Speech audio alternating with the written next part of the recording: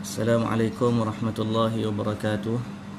Pagi ni kita akan sambung bicara kita tentang fiqh puasa Ramadan. Apa yang dapat kita kongsikan lah, insya-Allah.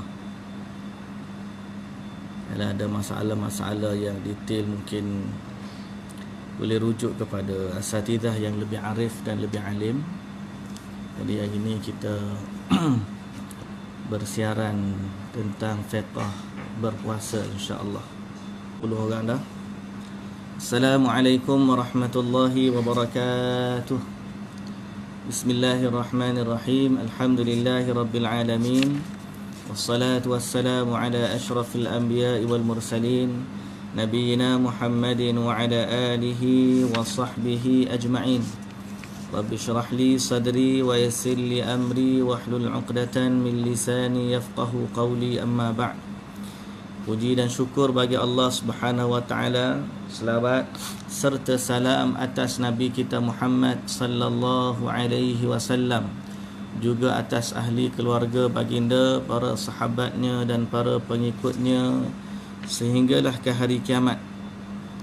Alhamdulillah, pada pagi ini kita kembali bertemu dalam siri bicara Ramadan kita untuk memantapkan lagi lah, insya-Allah, atau memperingatkan kembali hukum hakam berkaitan dengan ibadah puasa yang akan kita lakukan, insya-Allah, besok hari bermula 1 Ramadan, insya-Allah, bergantung kepada tengok anak bulan pada malam ini. Mudah-mudahan kita akan menjalani Ramadan dengan sebaik mungkin. Kita ni bicara ni pun bila mengingatkan Ramadan, menyebabkan kita ni akan terasa kehangatan, akan rasa kedatangan Ramadan itu sangat-sangat istimewa dan ditunggu-tunggu dan dinanti-nanti. Jadi berbicara tentangnya menimbulkan kerinduan, berbicara tentangnya menimbulkan semangat dan iltizam. Berbicara tentang Ramadan menyebabkan kita bersiap-siap atau bersedia untuk menghadapinya dengan sebaik mungkin. Mudah-mudahan rahmat yang datang kepada kita, pada bulan Ramadan ini, kita ambil kesempatan dengan sebaik mungkin.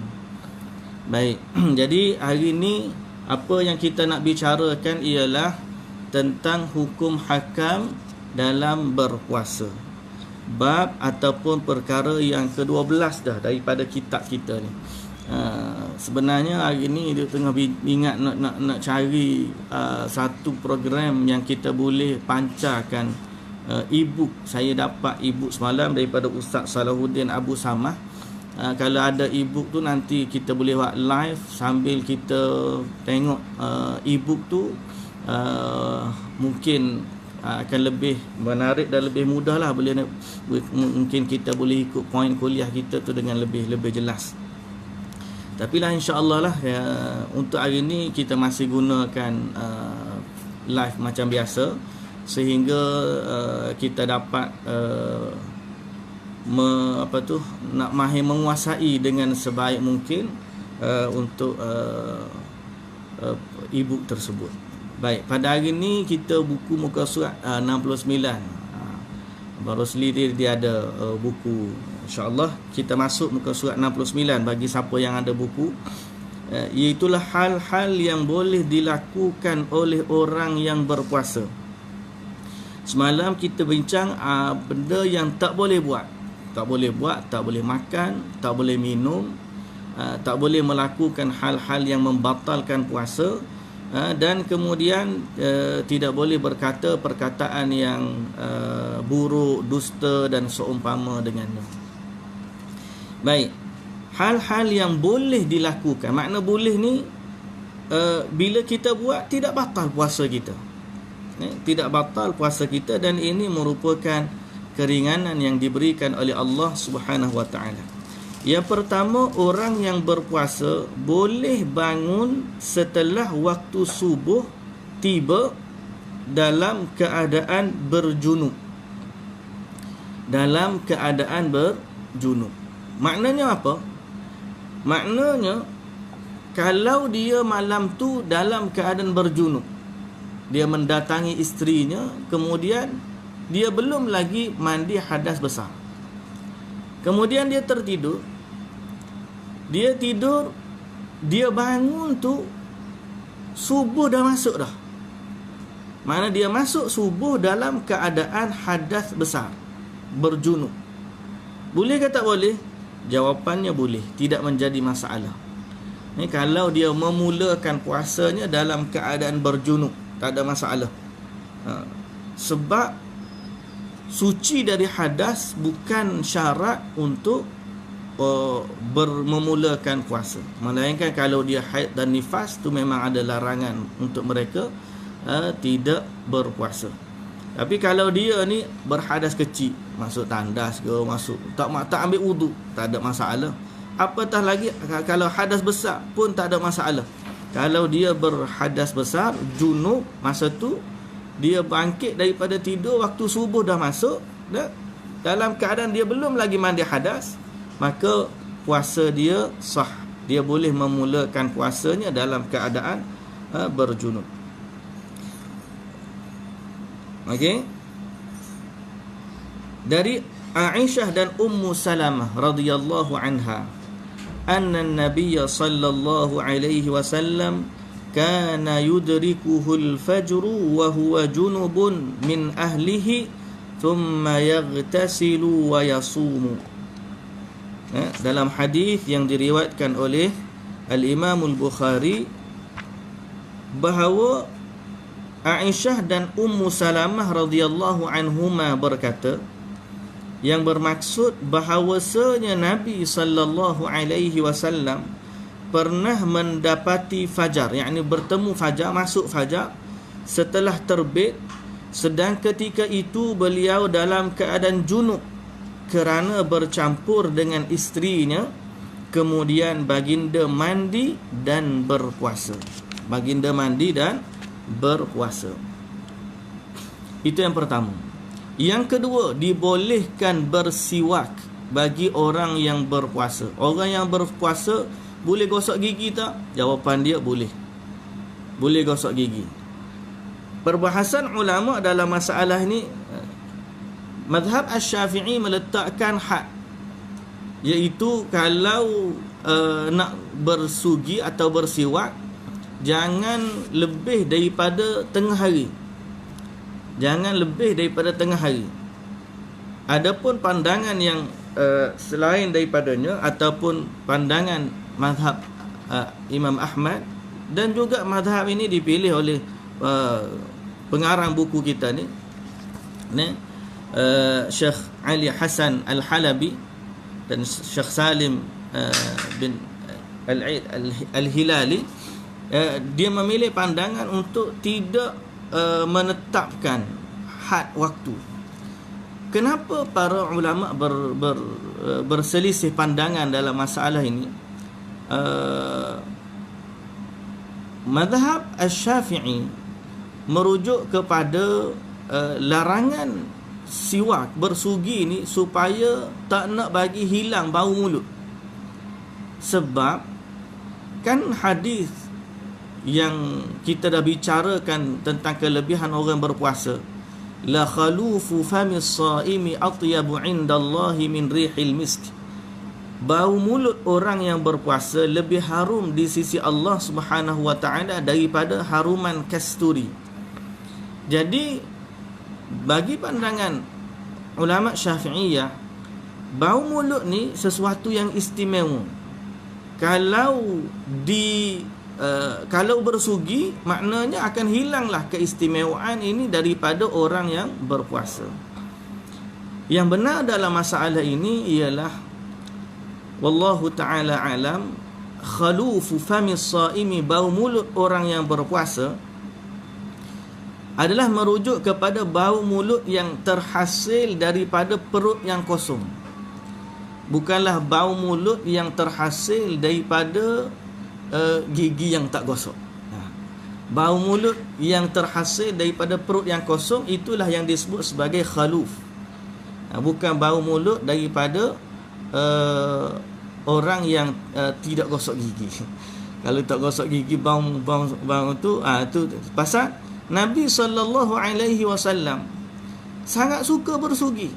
Kata Nabi SAW, laula an ashqa ala ummati la amartuhum bisiwaki 'inda kulli salah.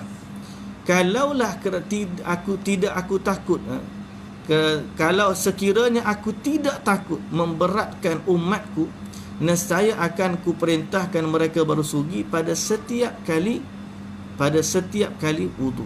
Makna Nabi SAW sangat suka bersugi. Malah setiap kali wudu, setiap kali salat, justru tidak ada larangan daripada Nabi SAW untuk bersugi.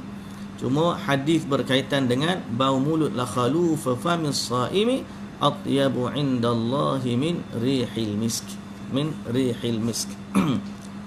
Baik, jadi bolehlah bersugi. Had masa dia kita katakan boleh sampai maghrib pun tak apa. Sampai nak maghrib pun tak apa, boleh bersiwak. Yang ketiga, berkumur dan memasukkan air ke dalam hidung. Berkumur dan memasukkan air dalam hidung. Makna bila kita wudu, kita ambil wudu, kumur, kemudian masuk air dalam hidung.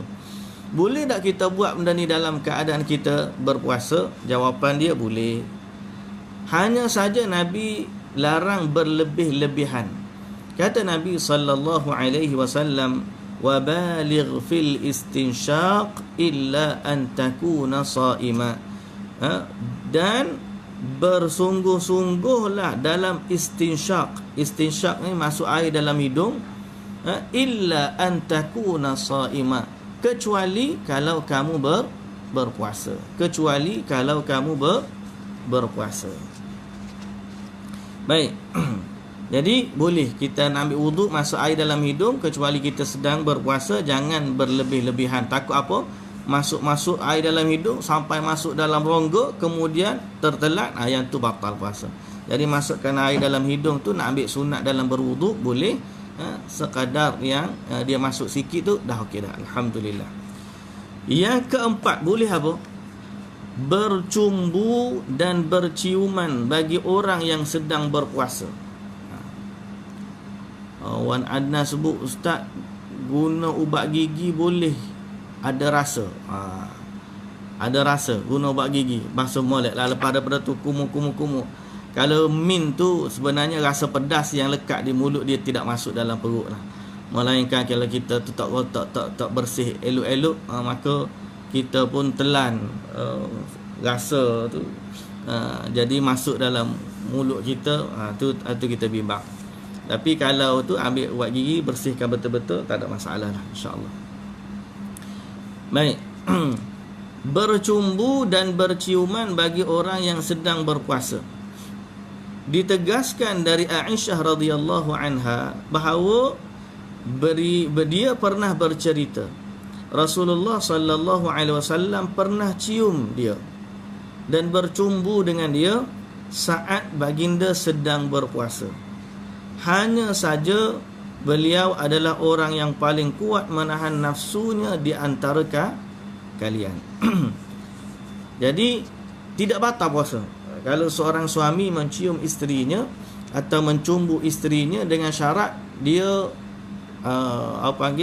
dia kuatlah, maknanya menahan nafsu dia, jangan sampai berlebih-lebih daripada had yang dibenarkan. Sebab itu dimakruhkan untuk bercumbu bagi orang yang muda, kerana dibimbangi dia tidak kuat menahan nafsunya dan sehingga akhirnya dia bersama dengan isterinya, dan itu membatalkan puasa, dan itu adalah satu sifat yang membatalkan berat, membatalkan sehingga kena bayar kafarah. Bagi orang yang mendatangi isteri dalam bulan Ramadan, di siang hari Ramadan, maka dia kena bayar kafarah. Baik. Adapun orang tua ataupun orang muda yang kuat, yang mampu menahan nafsunya, dibenarkan. Orang muda makruh lah. Disebut di sini orang muda makruh. Diceritakan dari Abdullah bin Amr bin Al-As, dia bercerita, kami pernah bersama Nabi sallallahu alaihi wasallam.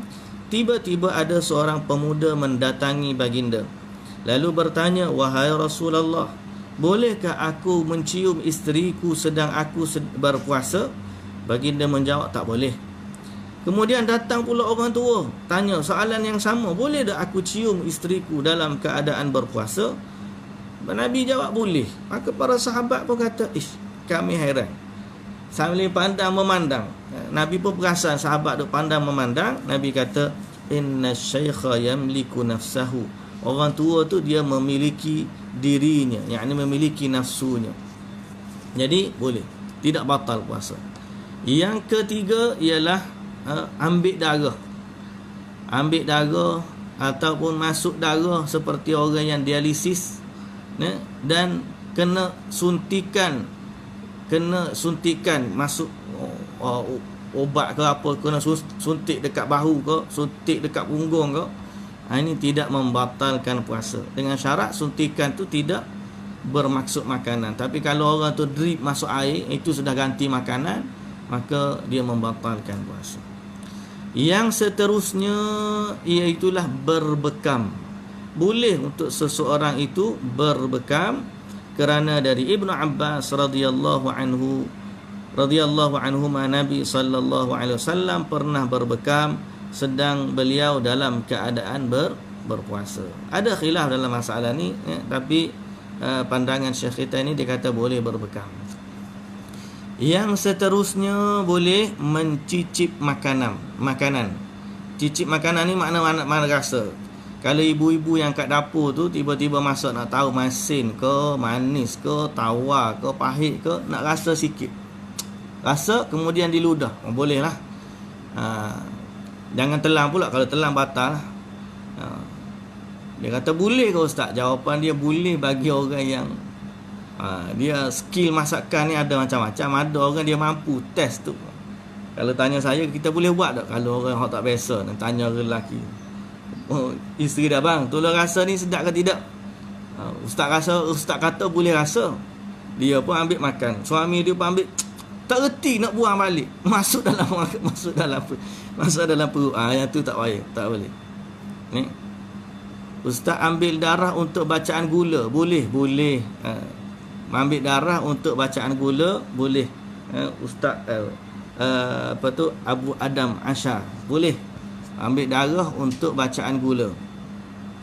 Jadi masuk untuk rasa makanan tak ada masalah, boleh rasa, dengan syarat dia mahir skill merasa makanan waktu sedang berpuasa.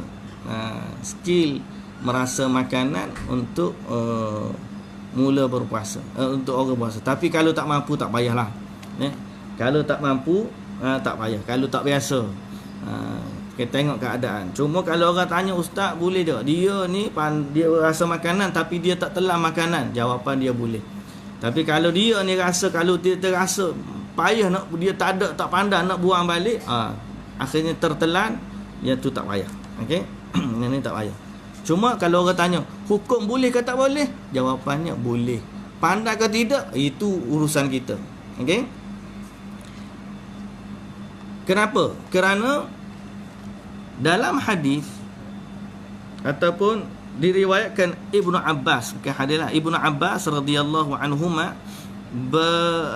dia kata la ba'sa an yadhuqal khalla aw syai'a ma lam yudkhil halqahu wa huwa sha'im.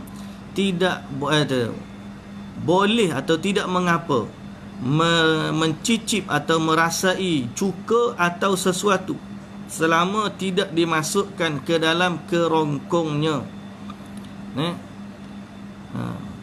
Nuraini sama betul.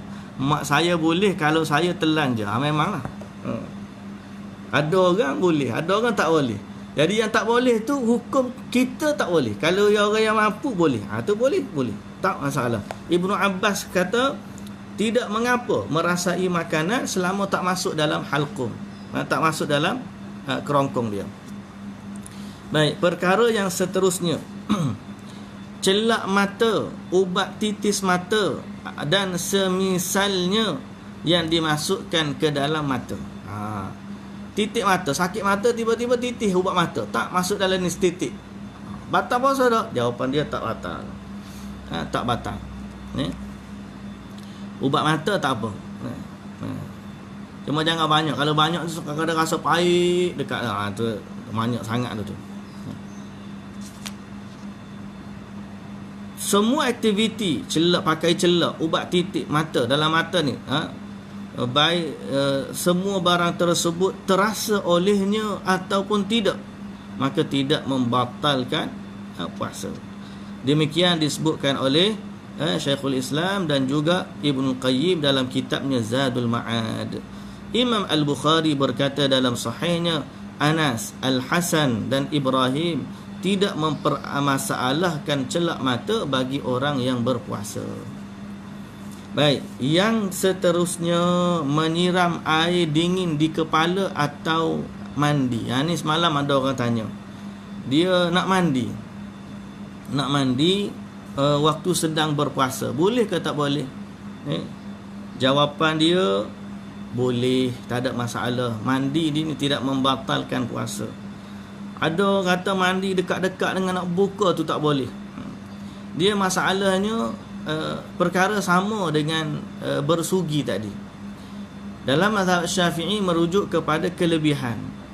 Maka ada yang melarang mandi sebelum berbuka puasa supaya dia ni merasai kesusahan puasa. Bukanlah membatalkan puasa, cuma dia rasa kita nak puasa ni, antara hikmat berpuasa adalah tujuannya nak suruh kita ni rasa kesusahan, kepayahan orang fakir, kesusahan orang miskin, kelaparan orang yang tak ada makanan. Jadi bila kita ni berpuasa dalam keadaan senang, kalau berasa panas sikit, mandi. Kalau tu saya bimbang kalau ni kita panjangkan atau kita terlalu detail dalam masalah ni, nanti lepas ni orang kata orang puasa jangan duduk dalam aircon lah. Kalau duduk dalam aircon susah, nanti tak rasa kesusahan orang lain puasa tengah panas. Tak, dari sudut ni sebenarnya kita merujuk kepada Nabi sallallahu alaihi wasallam. Apa perbuatan Nabi sallallahu alaihi wasallam? Tidak merujuk kepada keadaan kita. Syariat ni pertama merujuk kepada Nabi sallallahu alaihi wasallam dari sudut hukumnya. Dalam satu riwayat yang diriwayatkan oleh Imam Abu Daud dan juga Imam Ahmad, wa kana sallallahu alaihi wasallam yasubbul ma'a ala ra'sihi wa huwa sha'imun min al-'atashi aw min al-har. Rasulullah sallallahu alaihi wasallam sendiri pernah menyiramkan air pada kepalanya saat beliau sedang berpuasa kerana haus ataupun panas yang menyengat. Jadi dibolehkan untuk mandi kalau kita rasa tubuh kita letih, lemah dan sebagainya, kita nak mandi untuk meringankan kepanasan, maka boleh. Kita lah ni alhamdulillah nikmat yang banyak dah tuan-tuan. Tak perlu mandi tu sebab apa? Duduk dalam aircon dah sejuk dah. Orang lain puasa tengah panas, Nabi dulu berjihad. Dalam keadaan Ramadan mereka berjihad. Kita ni duduk dalam aircon lagi, makanan cukup, teduh lagi, rumah besar. Alhamdulillah. Segala nikmat ini wajar kita syukuri. Jadi dari sudut hukum boleh, Baik. Kita pergi kepada perkara yang ke-13. Jadi itu boleh dilakukan bagi orang yang sedang berpuasa. Perkara yang seterusnya ialah orang-orang yang dibenarkan untuk tidak berpuasa.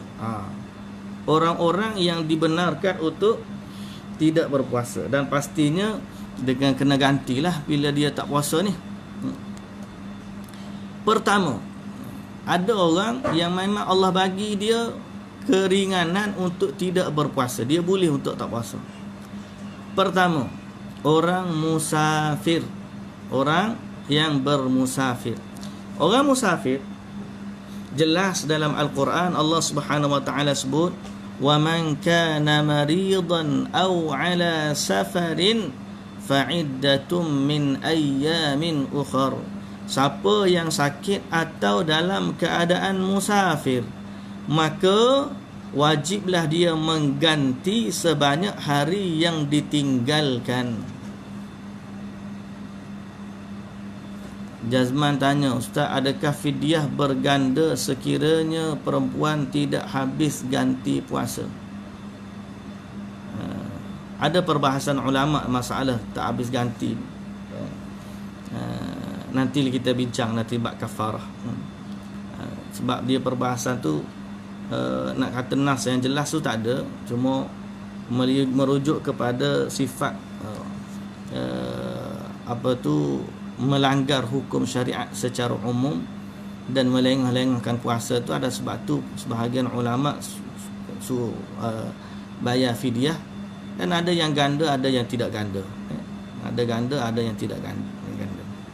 Baik, orang yang sedang dalam musafir, pertama dia tidak boleh, dia dibenarkan untuk berpuasa. Hamzah bin Amr al-Aslami pernah bertanya kepada Nabi sallallahu alaihi wasallam, apakah saya harus berpuasa dalam perjalanan? Dan dia termasuk dari orang yang rajin berpuasa. Nabi kata, kalau nak puasa, puasalah. Jadi kalau nak buka boleh. Jadi bukanlah nak musafir tu mesti buka puasa, tak. Boleh untuk dia berbuka, yang ni tak puasa. Boleh untuk kita berbuka, boleh untuk kita berpuasa. Jadi itu ada pilihan, bukan masalah mesti Hafiz dia tanya, musafir kita sekarang tak penat sangat duduk dalam aircon. Musafir kita tak penat sangat duduk dalam aircon. Baik, pertama sekali dalam masalah rukhsah yang diberikan, hukumnya sama seperti orang yang bermusafir qasar salat dia. Kalau zaman dulu orang musafir susah, naik unta, kena turun perjalanan pula payah, nak berhenti tak ada air, sehingga akhirnya dibenarkan, atau takut kepada perompak, penyamun, dibenarkan mereka ni qasar dalam musafir. Bila dah Islam tersebar, keadaan dah aman, orang tanya Nabi sallallahu alaihi wasallam, ya Rasulullah, sekarang ni kita dah aman dalam perjalanan, perlukah lagi kita qasar? Nabi sallallahu alaihi wasallam kata, sadaqatun, satu sedekah yang Allah dah bagi sedekah kepada kamu, faqbalu sadaqatah, maka terimalah sedekahnya. Berarti Allah dah bagi, dan Allah lebih tahu masalah ni. Kalau kita tanya soalan balik, Allah tak tahu ke apa yang akan berlaku di akhir zaman? Kenderaannya, pesawatnya, kemudahannya, macam-macamnya, Allah dah tahu. Tapi Allah lah yang telah mensyariatkan perkara ini melalui Nabi sallallahu alaihi wasallam. Jadi Allah tahu tentang bagaimana sifat orang yang bermusafir di akhir zaman. Tapi Allah Azza wa Jalla, dia juga yang turunkan ayat, wa man kana maridan aw ala safarin fa'iddatun min ayyamin ukhar. Yang tu kita bicarakan tentang dari sudut pensyariatan. Antara hikmahnya mungkin kita kata luas. Selain daripada musafir, kita penat kerana masa, mungkin kita penat kerana jarak, mungkin kita penat kerana dehydration, hydration, kerana kering air. Zainal Fikri dia pun jawab pada Hafiz, mungkin kerana kering air, macam-macam sebab. Ya Allah bagi keringanan ni bukan sebab satu sudut, boleh jadi macam-macam sudut nanti Allah Ta'ala bagi supaya kita ni dapat. Asasnya Allah Ta'ala kata, yuridullahu bikumul yusra wa la yuridu bikumul usra. Allah berkehendak kepada kamu keringanan, dan Allah tidak berkehendak kepada kepayahan. Allah tidak berkehendak kepada kepayahan. Jadi Orang yang bermusafir nak puasa pun boleh, tak nak berpuasa pun boleh. Tapi kalau dia kata kalau apa tu, dia rasa lepas ni aku payah dah nak ganti puasa, kalau aku tak puasa ni tak tahu bila pula nak ganti, alang-alang perjalanan pun okey, boleh nak puasa, tak ada masalah. Sekarang ni kalau kita naik bas, musafir, naik kenderaan, naik bas lah, kita pun memang tak makan tak minum atas bas. Naik bas ini daripada KL pukul 10 pagi, duduk ataupun 8 pagi lagi daripada KL, naik bas sampai pukul 6 petang dekat dengan Kelantan. Sampai-sampai buka puasa. Memang kita kata tak ada apa, duduk atas bas pun baik kita puasa daripada tu. Boleh, tidak masalah. Jadi bukan kemestian untuk tidak berpuasa pada waktu musafir.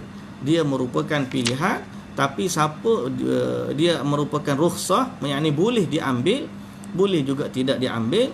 Tapi kalau dia ambil rukhsah tidak yang untuk berbuka, maka dia kena ganti puasa dia. Baik.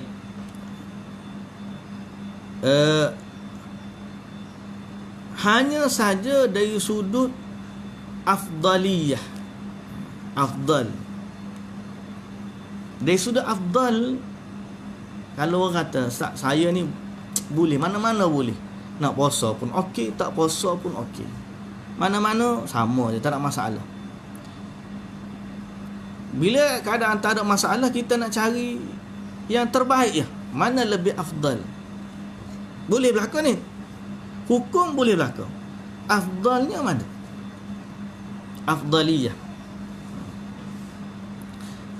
ni dari sudut umum lebih baik untuk berbuka kalau kita mampu. Kalau kita mampu, terutama kalau kita drive, kita yang nak drive, yang kita memerlukan tenaga, maka sebaiknya kita berbuka. Itu lebih baik. Kenapa?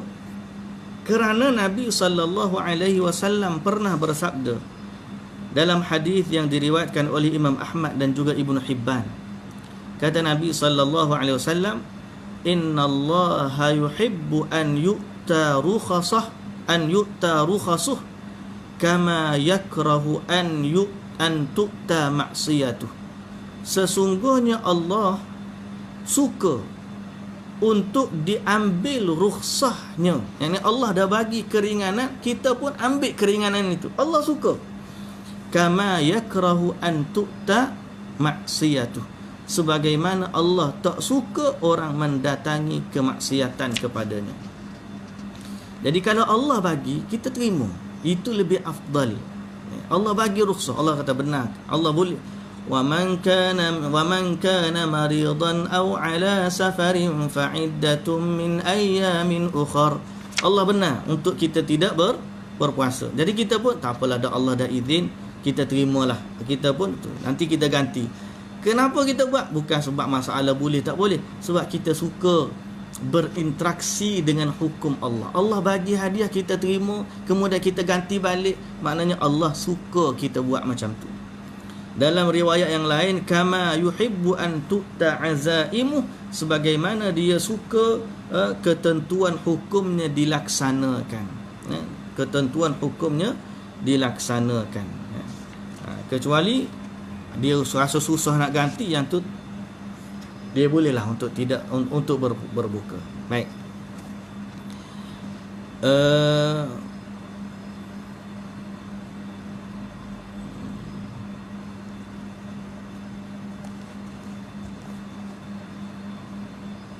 Kemudian ada satu riwayat juga, riwayat yang disebut oleh Al-Imam Al-Bukhari. Nabi kata, laisa minal birri as-siyam fi safar.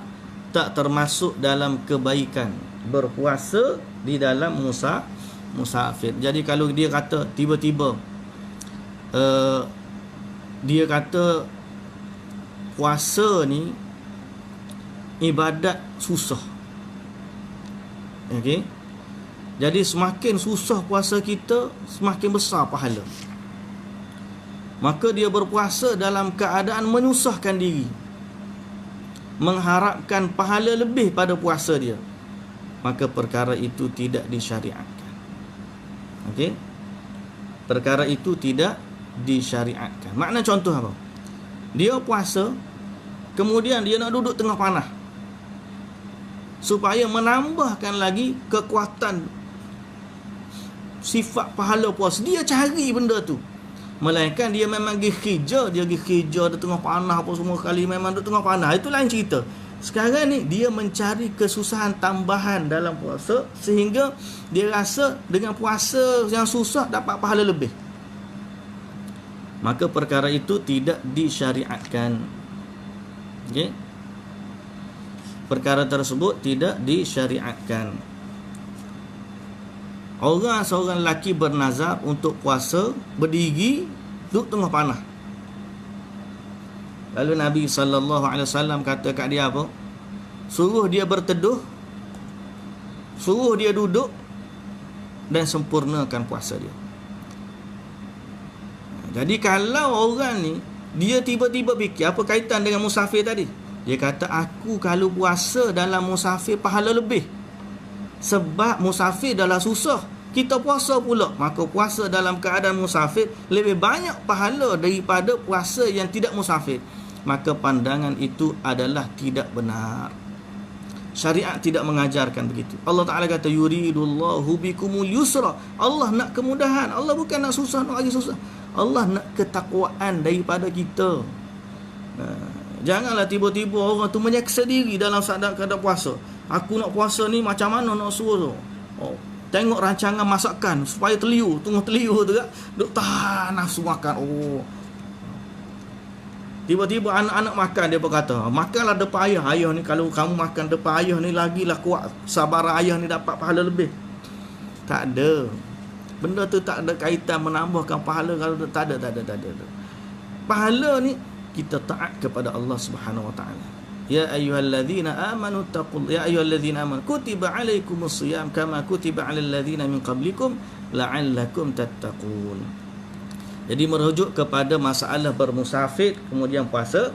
Kalau seorang tu dia anggap berpahala berpuasa dalam keadaan musafir, pahala dia lebih kerana kesusahan dia lebih, maka pandangan itu tidak benar. Pandangan tersebut tidak benar. Berbuka lebih afdal sekiranya dia mampu untuk mengganti dan tak menjadi masalah bagi dia. Tapi kalau dia rasa, aku kalau nak ganti yang itu dibenarkan untuk meraihkan alasan takut susah nak ganti puasa, maka dia pun berpuasa. Okey?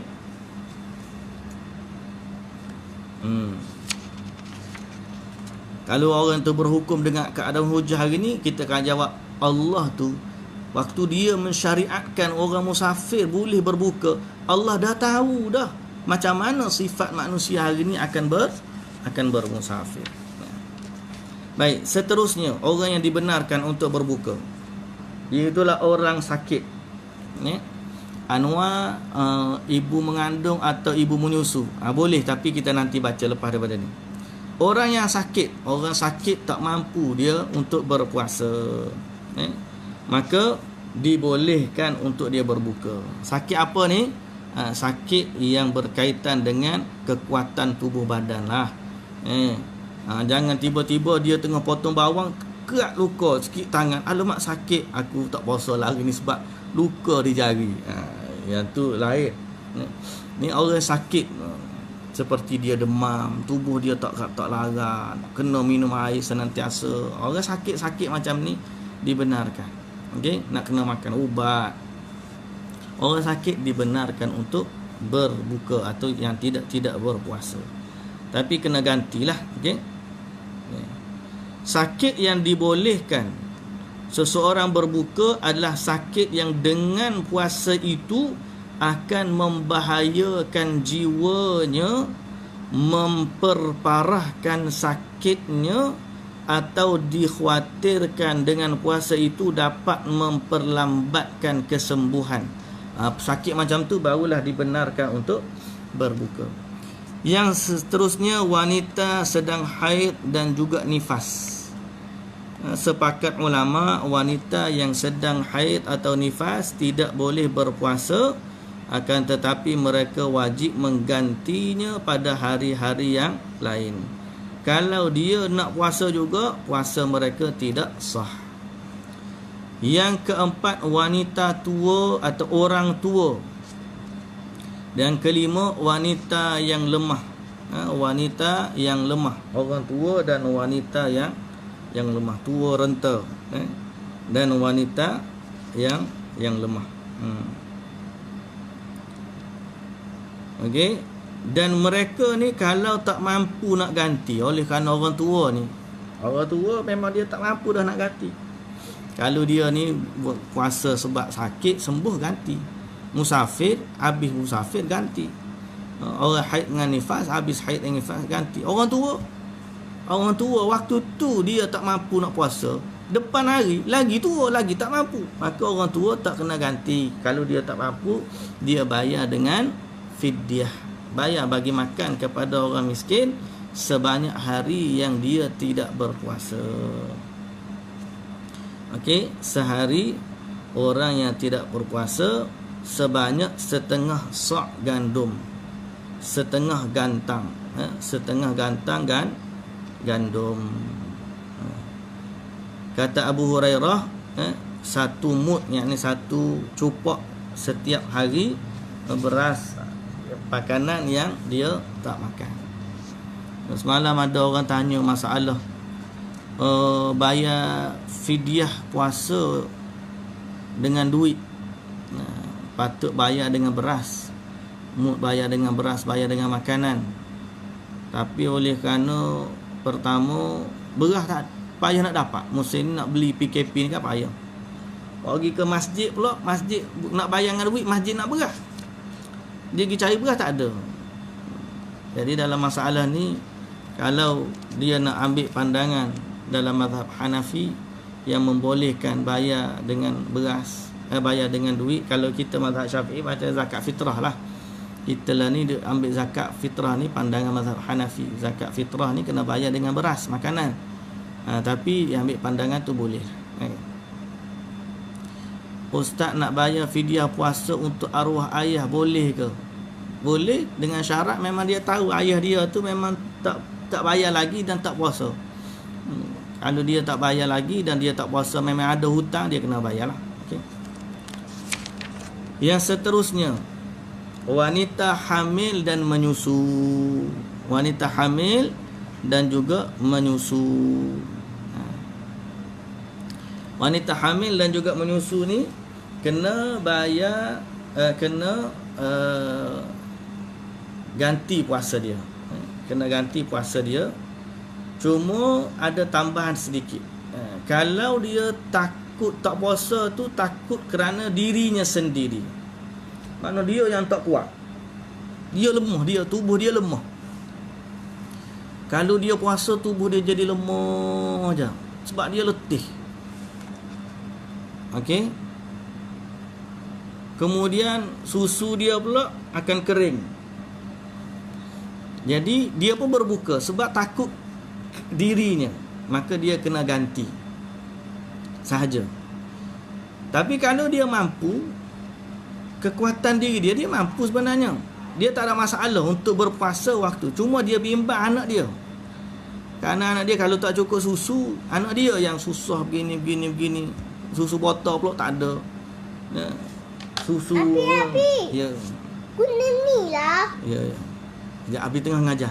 Guna ni. Ya, Abdul Aziz. Ada iklan sekejap. Abdul Aziz pergi belakang. Kalau dia takut untuk anak dia, bukan kerana dirinya, dia takut untuk anaknya, maka anaknya dia kena bayar, dia kena ganti dan juga bayar fidyah. Untuk bayar fidyah sebagai ganti dia berbuka kerana takut anak dia, bukan kerana takut kerana urusan dia berbuka tu urusan orang lain, bukan urusan dirinya sendiri. Baik, kita pergi kepada perkara yang seterusnya. Perkara yang ke-14 tentang hukum berbuka puasa. Sekarang ni hukum bab berbuka. Hukum berbuka puasa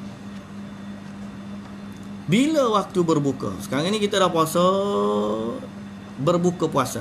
Mana habislah puasa kita. Jadi sebab tu orang yang berpuasa ni dia senantiasa dalam ibadah. Sehinggalah dia berbuka. Seronok tuan-tuan kalau kita cerita bab-bab macam ni.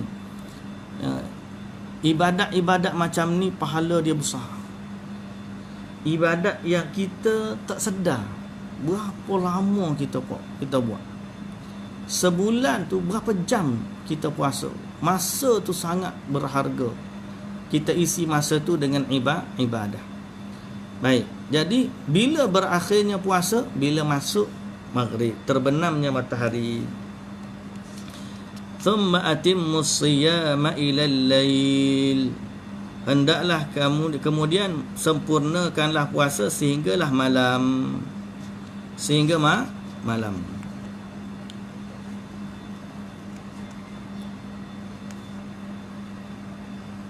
Baik, apa sunnah dalam berbuka? Pertama, menyegerakan berbuka puasa. Pertama, menyegerakan berbuka puasa. Disebut dalam hadis Nabi sallallahu alaihi wasallam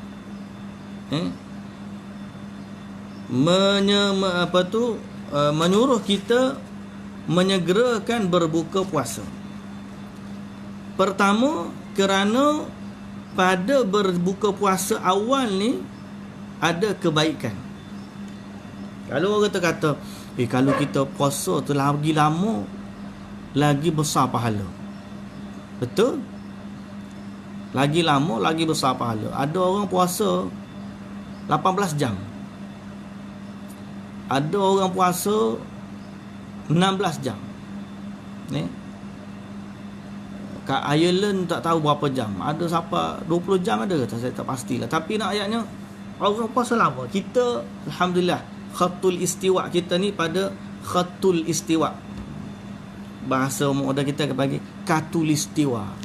Katulistiwa tu sebenarnya khatul istiwa. Khatul istiwa tu garisan lurus. Istiwa ni makna pertengahan yang lurus. Wasatan tu pertengahan.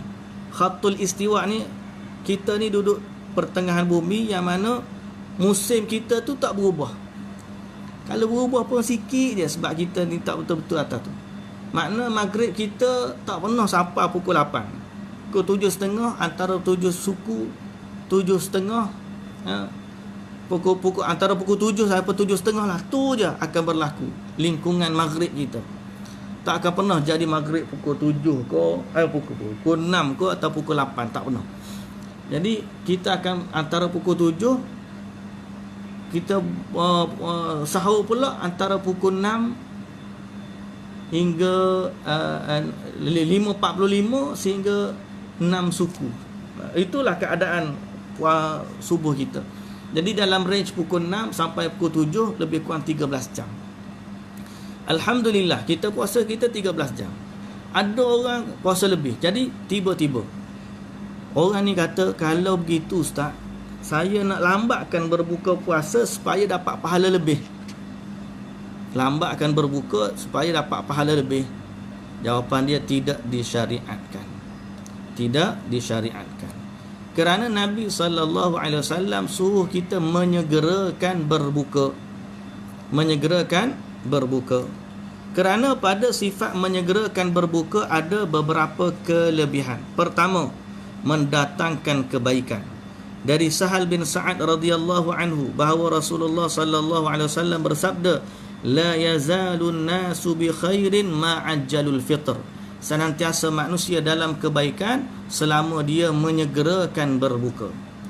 Yang kedua, menyegerakan berbuka adalah sunnah Rasul. Nabi sallallahu alaihi wasallam senantiasa menyegerakan berbuka. Kata Nabi sallallahu alaihi wasallam, la yazalu ummati ala sunnati ma lam tantazir bi fitrihan nujum. Senantiasalah umatku berada atas sunnahku selama mereka tidak menunggu keluarnya bintang di malam hari. Dan yang ketiga, kelebihan berbuka awal adalah menyelisihi orang Nasrani dan juga Yahudi. Kerana orang Nasrani dan Yahudi mereka mengakhirkan puasa, berbuka puasa. Kita umat Islam menyegerakan berbuka puasa. Baik. Yang seterusnya, disunatkan bersegera juga berbuka puasa sebelum daripada solat maghrib. Maknanya buka puasa dulu, kemudian baru solat maghrib. Okey. Termasuk dari akhlak menyegerakan berbuka, jadi mengakhirkan sahur. Jadi kita buka puasa dulu baru solat maghrib. Okey. Cuma banyak cuma lah kita ni. Orang kita kalau makan banyak, kalau nak makan banyak, buka dulu sekadar yang mencukupi, menutup rasa keinginan dia untuk makan, menutup kelaparan dia. Jadi lepas tutup kelaparan, makan kuih sikit, buka kurma ataupun kemudian dia salat maghrib, kemudian dia nak sambung makanlah. Kalau makanan dia tu biasa dia. Kalau dia makan dalam masa 10 minit, 15 minit, dia berhenti makan. Maka masa tu bolehlah untuk dia makan terus, berbuka, makan kurma, makan nasi sikit, ataupun makan roti sikit, kemudian cukup dah, okey cukup lah, dia pun buka. Kalau orang jenis macam tu, sifat makan dia, makanlah dulu. Makanlah dulu. Sehingga menutup kelaparan dia, kemudian baru dia salat. Tapi kalau dia ni sampai makan pukul 8 malam baru habis, tiba-tiba dia nak kata sunat makan dulu, tak boleh makan, tak boleh semayang kalau ada makanan. Memanglah, tapi dia semayang sampai pukul 8 baru semayang maghrib. Yang tu tengok keadaan lah. Jadi kita katakan seeloknya makan dulu, menutup kelaparan, kemudian baru berbuka. Okey. Kalau muazzin macam mana muazzin? Muazzin teguk air dulu, kemudian azan. Cepat dia menyegerakan berbuka. Baik, makanan apa yang sebaiknya diambil saat berbuka puasa? Sunnah Rasulullah sallallahu alaihi wasallam, Nabi makan sesuatu yang manis, iaitulah kurma. Sesuatu yang manis, iaitulah kurma. Kerana padanya ada keistimewaan. Okey. Nabi sallallahu alaihi wasallam, dari Anas bin Malik radhiyallahu anhu, dia bercerita Nabi sallallahu alaihi wasallam biasa berbuka dengan beberapa buah rutab segar sebelum mengerjakan salat. Jika tidak mendapatkan rutab, dia berbuka dengan buah tamar. Jika tidak ada tamar, maka baginda minum air. Baik. Rutab dengan tamar, apa beza? Rutab kurma basah, kurma segar tu yang lembut, kurma lembut. Rutab ni lembut atau basah. Tamar kurma kering, kurma keras. Nabi SAW akan mendahulukan kurma basah. Kurma basah. Basah apa? Ada kawan saya, dia buat satu tesis PhD. Dia Dr. Kabiru Goje, sahabat baik saya lah. Sekarang ni dia sudah pun mengajar di universiti dekat Syariqah, Emirate. Dulu dia mengajar di USIM. Dia buat tesis PhD di UM. Tajuk dia Tibbul Wiqai, perubatan prevention medicine, rawatan pencegahan mengikut sunnah Nabi. Jadi dia kata antara hikmah kenapa disunnahkan untuk tahnik baby, maknanya baby waktu dia lahir dimasukkan sedikit kurma lembut, kemudian masuk mulut baby, adalah kerana supaya glukos ataupun manisan dalam kurma tu memberikan kekuatan kepada tubuh bayi, kerana bayi baru terputus tali pusat dia yang merupakan sumber kepada makanan dia selama ni. keadaan dia sama dengan orang yang berpuasa. Mana orang puasa dia lemah tubuh dia. Perkara pertama yang baik untuk masuk tubuh dia adalah perkara makanan manis dan juga lembut, mudah dihadam oleh tubuh. Keadaan dia sama. Dan kalau kita nak ambil lagi keadaan dia yang mungkin kita boleh faham, seperti orang yang hypo, orang hypo, dia gula tak cukup dalam tubuh, maka dia perlu kepada gula-gula, ada kurma ke dia makan baru dia tahan. Itulah keadaan orang yang berpuasa. Sebab itulah Nabi SAW sunnah kita memulakan buka puasa dengan kurma lembut, ya, yang mudah untuk dihadam oleh tubuh. Okay. Adnan Ahmad dia kongsi pengalaman, saya pernah berpuasa dulu di luar negara musim panas selama 19 jam. Masya Allah. Saya dulu di Madinah pun pernah jugalah musim panas, Masya Allah. Kita buka tapi tak adalah sampai 19 jam. Maknanya ni memang pengalaman yang payah nak dapat lah. Alhamdulillah. Pengalaman. InsyaAllah pahala selama dia tu lagi panjang dia berpuasa, lagi banyak pahala. Tapi jangan cari waktu, maknanya dia kalau nak puasa panjang kena cari tempat panjang. Jangan pula hari ni kita kata saya dulu, contohlah ni saya ambil pengalaman contoh. Saya dulu waktu saya belajar, saya ngaji, saya kerja di luar negara, saya sahur pukul 4 pagi, berbuka pukul 8 pagi, dapat pahala banyak. Jadi hari ni di Malaysia dia nak cara benda sama, tak boleh. Sebab masuk je berbuka waktu terbenam matahari pak kita berbuka, itu sunnah Nabi sallallahu alaihi wasallam. Baik, kembali kepada apa benda kita nak berbuka puasa. Buka puasa dengan kurma lembut atau kurma keras ataupun air. Kadang-kadang kalau kurma tak ada kurma lembut, kita boleh letak dalam air. Kurma tu kita masukkan dalam air biar dia lembut sikit. Kemudian kita juga boleh mula buat air nabiz. Air nabiz ni orang panggil orang panggil apa? Infused water. Infused water. Dia letak dalam air tu, dia biarkan semalaman, kemudian dia minum air tu. Zat-zat makanan tu masuk dalam air tu. Infused water kata. Orang zaman dulu lama dah buat ni. Zaman Nabi dia panggil nabiz. Nabiz ni dia bukan arak. Dia air kurma direndam dalam air, kemudian dibiarkan semalaman, kemudian esok pagi dia. Bagus untuk kesihatan. Jadi boleh kita nak buat. Kurma tu pun boleh makan, dia lembut, mudah untuk dihadam. Baik, apa doa yang kita nak baca waktu berbuka puasa? Doa yang sabit daripada Nabi sallallahu alaihi wasallam, "Dhahaba adh-dhama'u wa batallatil 'uruqu wa thabatal ajru insyaallah." Mungkin ada sahabat-sahabat boleh share dekat dengan wall Facebook live kita ni, ataupun nanti kita akan share pada dekat Facebook kita tentang bacaan doa yang ma'thur daripada Nabi sallallahu alaihi wasallam. Pun begitu, jangan lupa untuk berdoa dengan doa-doa yang lain saat kita nak berbuka puasa, kerana bagi orang yang berpuasa ada doa mustajab yang tidak ditolak oleh Allah Subhanahu wa taala. Jadi waktu-waktu nak berbuka tu sibukkan diri untuk berbuka. Jangan cerita doa nak buka puasa tu untuk makan saja, tapi doakanlah selain daripada nak makan pun kita doa juga boleh. Jangan tanpa waktu azan baru nak buka nak doa boleh. Tapi dia boleh doa sebelum tu, setengah jam 15 minit sebelum daripada tu dia boleh berdoa. Okay. Michael, alhamdulillah Michael ada lagi dengan kita hari ni.